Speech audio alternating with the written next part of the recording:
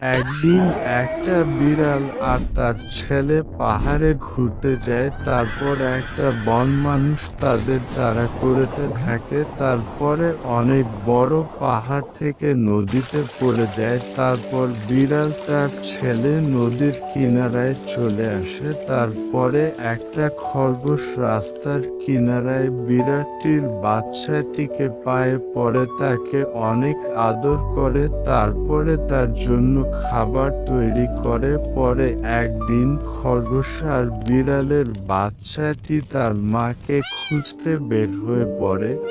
তার মাকে সে মারা যাওয়া অবস্থায় পায়। তারপর সে অনেক কান্না করে। তারপরে তার মাকে কবর দিয়ে দেয়।